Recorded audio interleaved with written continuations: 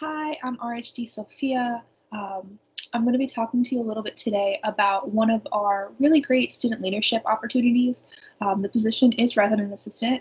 And so today we're going to be going over essentially what we talk about in our informational sessions. If you were unable to attend an informational session, this will have all the same information. And then at the end, I'm going to give you a code word that if you send me an email of that code word by the deadline below, I'll send you a link to the application.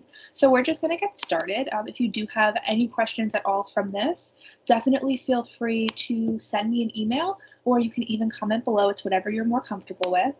So we're going to get started. So here's our informational session. Who are we? So we're the Office of Residential Life.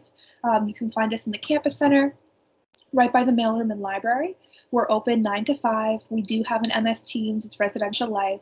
We have an Instagram and YouTube as well, and it's OW@ResLife. Our email is similar, reslife@oldwestbury.edu, and there is our phone number. So who are we? I want you to know who we are so that you would know what team you would be joining. So we have our Director of Residential Life, Shui, and our Assistant Director, Mercy Matthew. We have our lovely office manager, Morgan, and then we have our first residence hall director, which is Kaya. She's also the NRHH advisor.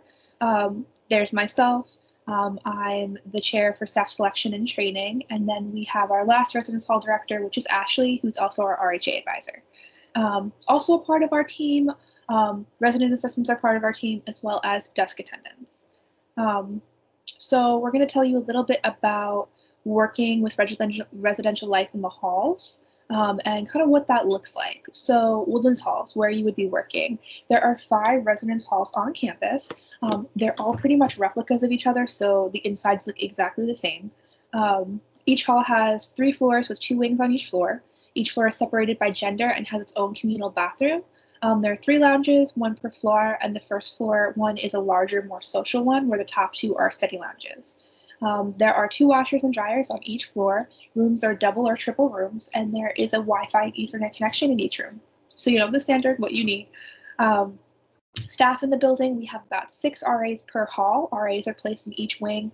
That's their general area to oversee, as well as the entire building for building community.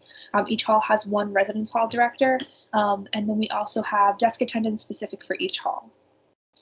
So this is what kind of the populations for each hall traditionally are.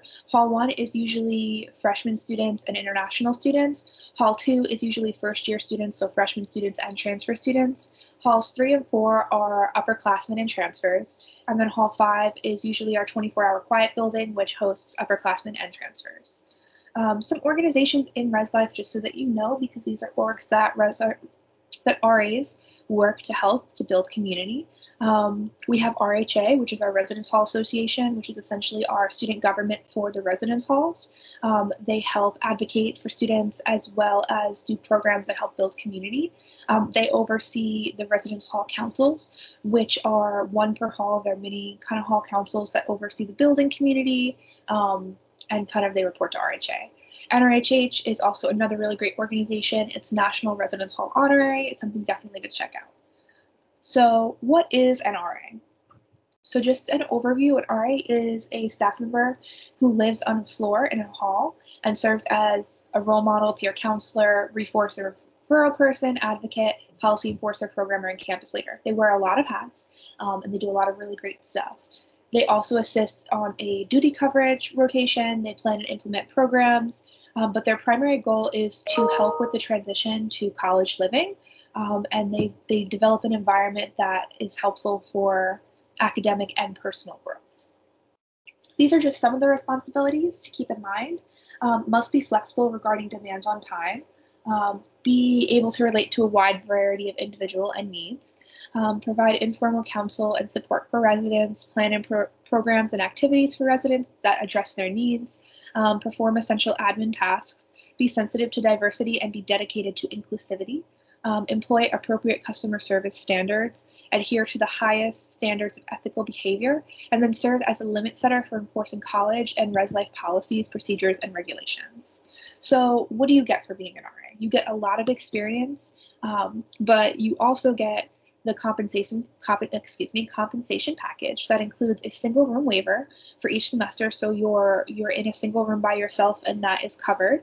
A $500 stipend for each semester, and then RAs are required to cover their own board, so their meal plan. So we cover the room. RAs do have to pay for their own meal plan, but you get a single room and a $500 stipend at the end of each completed semester.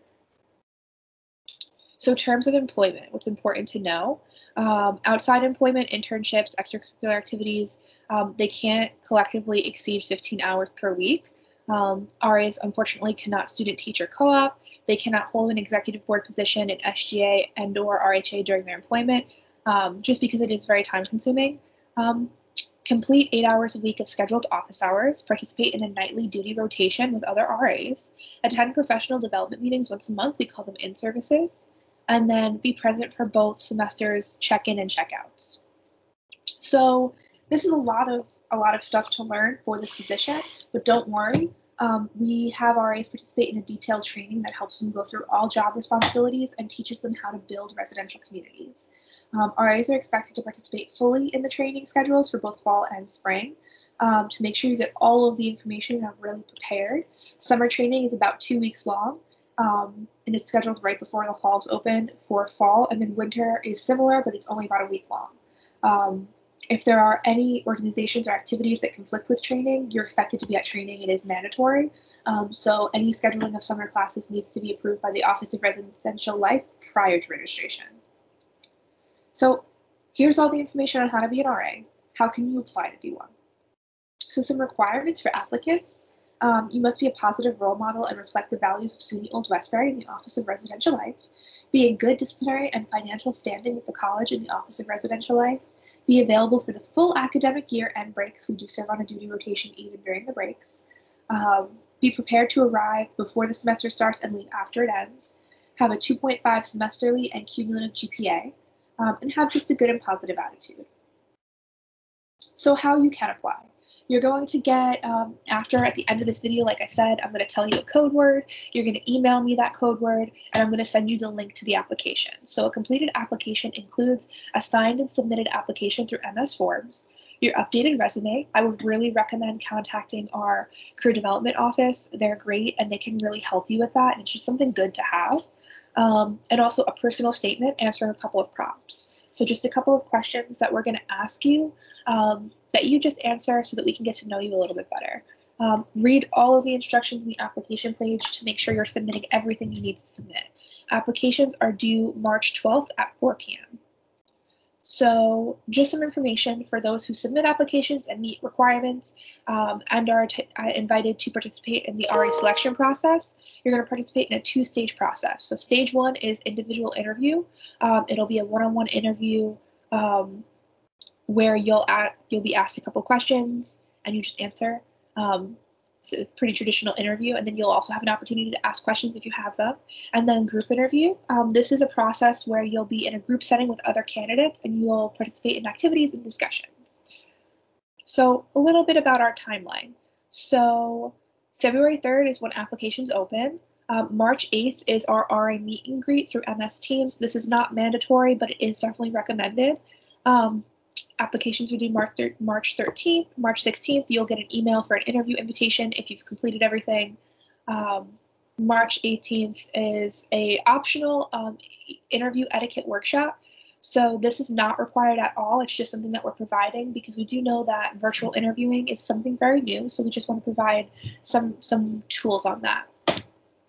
Decision letters go out April 7th and they're due back April 16th. There is April 30th, a new RA social, which is mandatory for all RAs who are hired.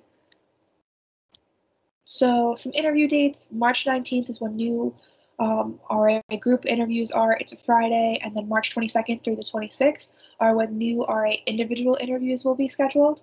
The week after that is Wellness Week, just to keep that in mind, and then the week after that, decision letters go out, and these are kind of all of the important dates. So if you do have any questions, definitely feel free to email me. My information is going to be below, or you can write a comment. But thank you for attending and watching this video. The application link will be emailed to you after this meeting. And if you do have any questions, here is my information as well. So, seeing as you stayed through the end of the video, thank you so much. You're going to send me an email by the date down below, and we're going to send you out the application. So the code word for this to go along with our selection theme is imposter. Our selection theme is Among Us, so the code word you're going to send me the email is imposter. Thank you so much for attending this. If you have any questions, like I said, feel free to reach out, but have a great day.